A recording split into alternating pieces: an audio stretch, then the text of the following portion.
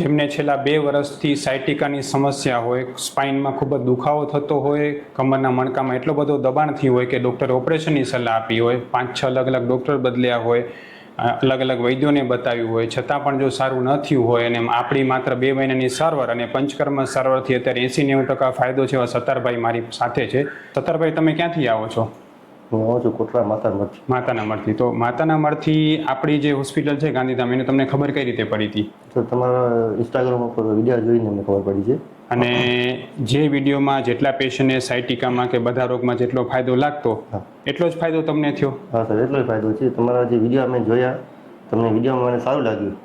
Video જેટલા જોયા એટલા મને સારું લાગ્યું કે આ પાસે જવા જેવું છે.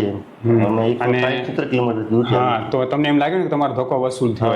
100%. તો સાયટિકામાં તમે અલગ લગભગ કેટલા ડોક્ટરોને બતાવ્યું હશે?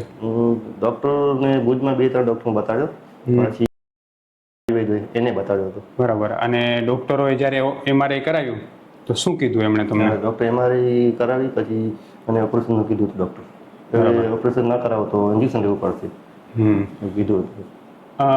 સત્તારભાઈ, તમને દુખાવો જે છે એ હાલવા ચાલવા ઉઠવા બેસવા હરેક વખતે સતત થયા જ રાખતો? હા સર, ઉઠવામાં બહુ તકલીફ હતી, હાલવામાં તકલીફ ઘણી હતી. 2 મિનિટ બેસી જાઉં, ઊભું થવામાં બહુ મને તકલીફ થતી હતી. સારું લેવું જોઈએ, કંઈ કોઈ દિવાલનો કે બધું કોઈ હાલી ન શકતા ડાયરેક્ટ. અને ઝૂકવામાં કામ કરવામાં બહુ દુખાવો થતો? ઝુકાવતું સમૂહ નથી. હા, તો હવે તો ઘણું બધું ઝુકાય છે. પેલા ઝૂકી જ ન શકતા? કાંઈ નહીં, બિલકુલ. બરાબર. અને આપણી જે દવા શરૂ કરી 2 મહિનાની આ પંચકર્મ સારવારથી કેટલા ટકા સારું લાગે તમને અત્યારે? ઓછામાં ઓછું 80-90% જેવું ફરક લાગે છે. બરાબર. હવે ઘણું સારું લાગે છે. હવે તમે હાલી ચાલી શકો છો, બધું કરી શકો છો? હાલી ચાલી શકું છું. બરાબર. અને પહેલા તો જરા હાલી જ ન શકતા એમ ને? કાંઈ નહીં, બિલકુલ. તમારા માધ્યમથી હું લોકોને જણાવવા માંગુ છું સત્તારભાઈ કે સત્તારભાઈનું જે L4, L5, S1 વચ્ચે જે મણકામાં હતા એમાં ખાલી 5 mm ની સ્પેસ વધી હતી. એટલે એવા 5 mm ની સ્પેસ વધે એટલે ડૉક્ટર તરત જ ઓપરેશનનું કહેતા હોય છે, કારણ કે મણકામાં ખૂબ જ પ્રમાણમાં સાયટિક નર્વ, જે સાયટિકા નસ છે એ દબાઈ ગઈ હોય છે. હવે આવી કન્ડિશનમાં પણ આયુર્વેદની સારવાર 2 જ મહિનામાં 80-90% રિઝલ્ટ પણ આપે અને સાથે સાથે પેશન્ટની ક્વોલિટી ઓફ લાઈફ પણ ખૂબ ઇમ્પ્રૂવ થઈ જાય. હાલી ચાલી શકે, કામકાજ કરી શકે, આગળ પાછળ વળી શકે, વજન ઉપાડી શકે, બધું સારું થઈ જતું છે. સત્તારભાઈની ઉંમર નાની હોવાને કારણે એમણે ઓપરેશનનો ડિસિઝન ન લીધું અને આપણી પાસે આવ્યા ત્યારે આટલો સારો ફાયદો થઈ ગયો. એનું મેઇન કારણ છે આપણી આયુર્વેદની ચિકિત્સા કે જે અંદરથી શરીરને રિપેર કરે છે.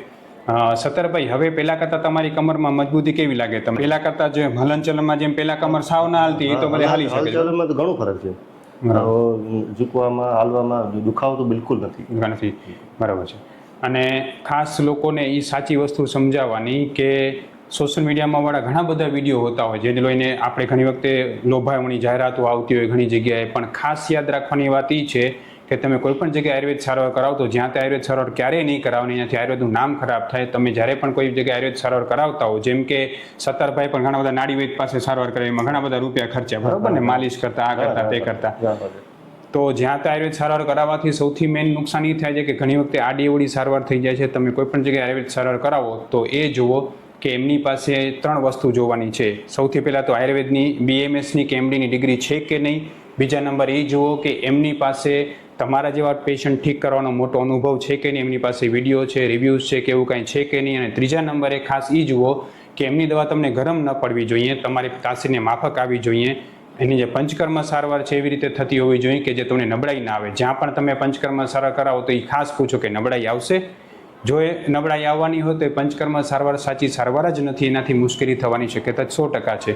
સત્તારભાઈ, તમે જે પંચકર્મ સારવાર કરાવી, તમને કોઈ જાતની તકલીફ થતી એમાં? થાક, નબળાઈ એવું કાંઈ નહીં ને? આરામથી તમે કરી શકતા અને પાછા માતાના મઢ જઈ શકતા આરામથી? ખૂબ ખૂબ ધન્યવાદ સત્તારભાઈ. ખાસ સત્તારભાઈ, જે પેશન્ટને આવી સમસ્યા હોય, જેમને નસ દબાતી હોય કે કમરની તમારી જે તકલીફ થઈ ગઈ હોય ને ઓપરેશનનું ડૉક્ટર કહેતા હોય, તો તમે એને આપણી હોસ્પિટલની સારવાર નિદાન વિશે શું કહેવા માગશો?